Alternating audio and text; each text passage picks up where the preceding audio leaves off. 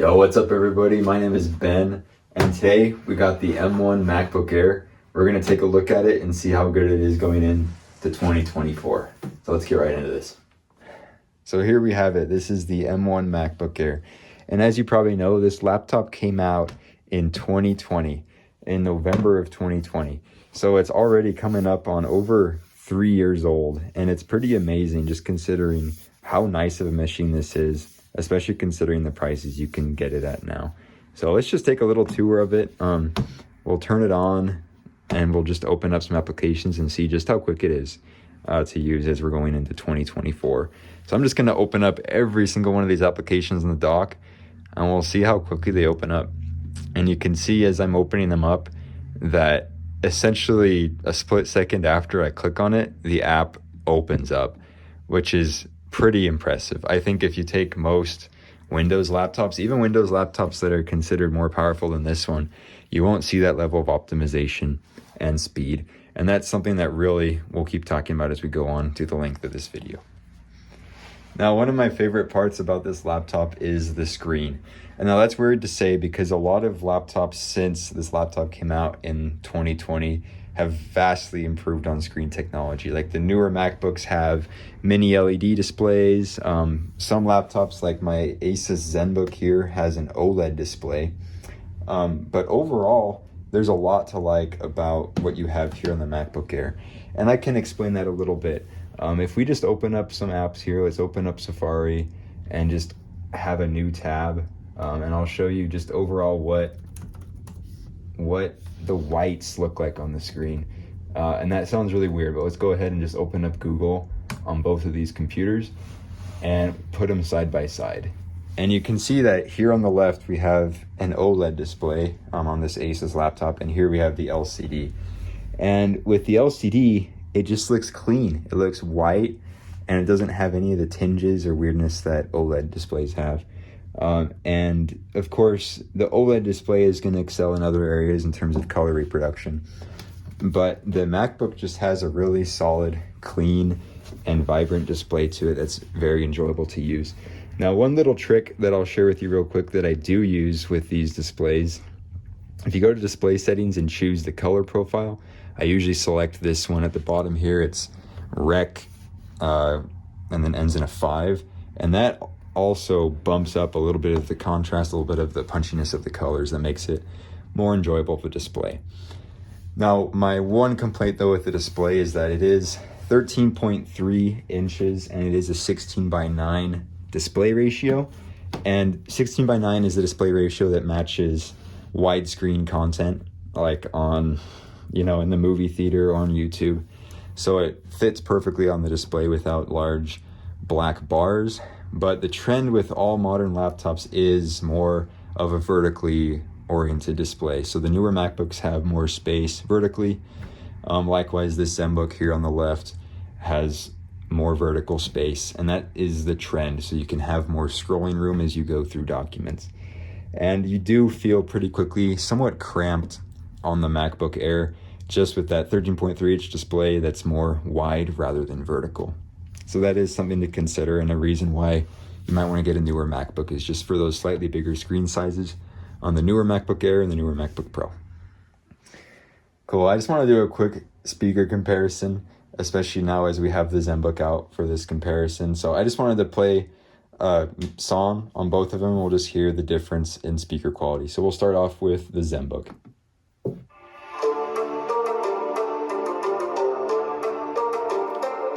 Okay, let's listen to that same clip here on the MacBook.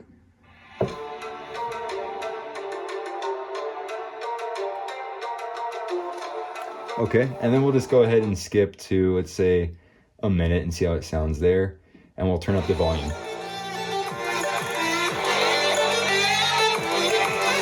And let's play that same bit here on the ZenBook for comparison. And we'll turn up the volume all the way on the ZenBook.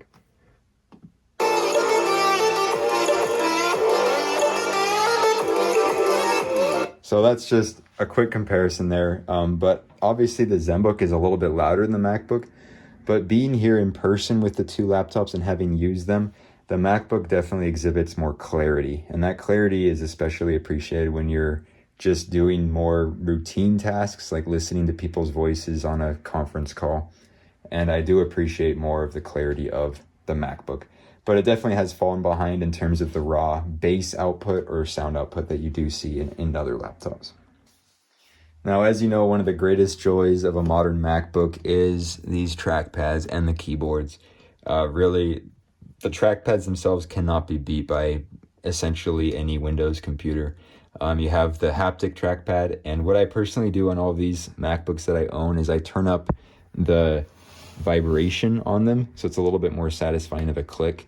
Having come from so many Windows laptops, I do appreciate that stronger click, and I just turn that up right here in the trackpad settings to have a firm click. And with that, it's satisfying, it's clicky, and no matter where you are on the trackpad, of course, you have that really satisfying click. Having gone from Windows laptops all the times, so many of these cheap Windows laptops have plastic trackpads. The coatings wear down, and then you start to have that shiny surface in the center. Just for that very reality of the way the trackpads wear down on a lot of Windows computers, I think it's worth it to get a MacBook. These trackpads last a long time. They don't wear down like those Windows ones do. And just the way that it clicks anywhere across the whole trackpad with that uniform click from the haptics below it really makes it something special. And then the keyboard, of course. Before this MacBook, of course, in 2020, they refreshed the MacBook so they had the traditional scissor switches on the keyboards. But before that, of course, were the butterfly switches, which were a lot lower travel. This keyboard is a return to form for Apple on their keyboards, and it's really a fantastic keyboard. It's a joy to type on, even though it doesn't have quite as much travel as other keyboards do. Like, for example, if I can pull out my Asus ZenBook here, the keys do have a little bit more size to them, and it's a bit more satisfying to type on, but that isn't taking away from how solid and how nice this keyboard is. Now, considering that this computer is a few years old, that doesn't take away from the design that it has and just how pretty and how timeless it is. Of course, this MacBook Air has that traditional wedge-shaped design that the MacBook Air has had all the way up until the release of the M2 MacBook Air just last year. But that wedge design does make it easier to type on because it allows your fingers to be at an angle, which makes it more natural of a feel. It's a little bit hard to explain, but you think about those desktop keyboards that you have that you put up the little latch on the back of them to get your fingers at a better angle. This MacBook naturally does that with your fingers, and it makes it a pretty comfortable experience. But overall, the design, it's incredibly solid. And if you've come from essentially any sort of Windows laptop, maybe outside of the Dell XPS line, you just can't beat the solidity of these machines. It feels like a solid piece of metal, and it's just a joy to hold and to feel in your hand.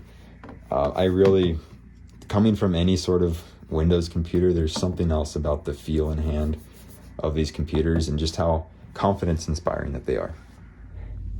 Now, all things being said, this laptop hasn't aged perfectly, and one thing in particular that has not aged well is the camera on it. And you can see that I don't look terrible in this shot. Like, it's a decent camera, but especially if we turn off this light here, you can see just how grainy the camera gets.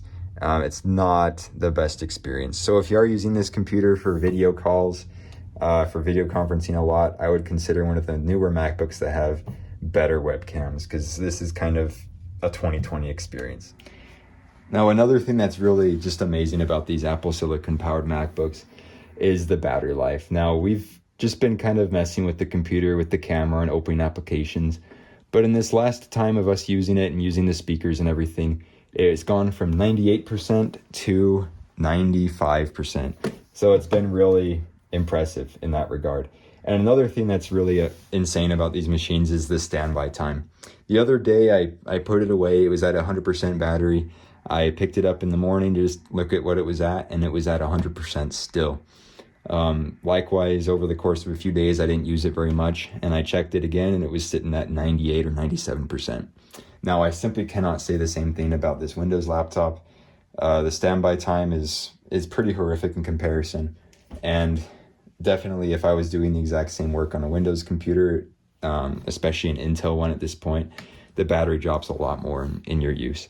And these machines last a full day of use. It's really hard to kill them. I had an M1 MacBook Pro a little while ago, and I would get it down to like 40% by the end of the day, and that was about as low as I ever saw it with me charging it at the end of the day. It's just really incredible with these machines how much they can do on the battery.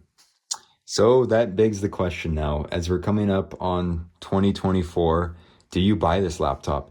They're sitting nowadays at about $800 from Best Buy's website, or just about anywhere that you look. It seems like that $800 price has kind of settled down to be the price for this computer.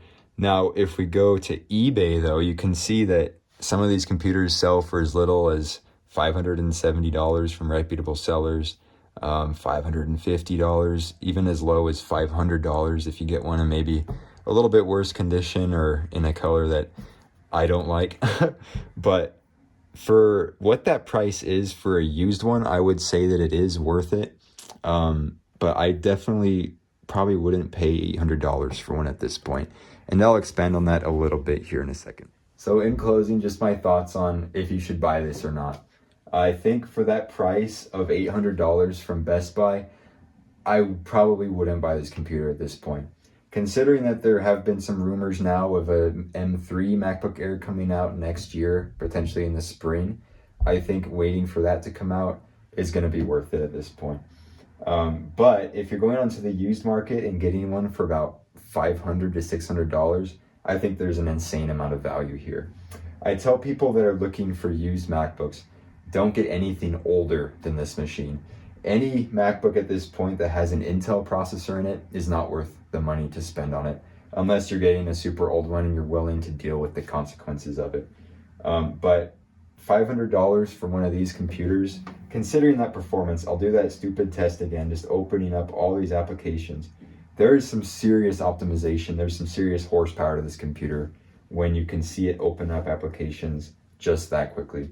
And it's a joy to use. You just feel like you're more productive, like you can focus better when the computer gets out of the way of your life and loads things up as quickly as this computer does. It's seriously impressive. So I would recommend this machine if you're getting it for $500 to $600 on the used market. But at some point it's gonna start to get old. It's not gonna be the machine that it was.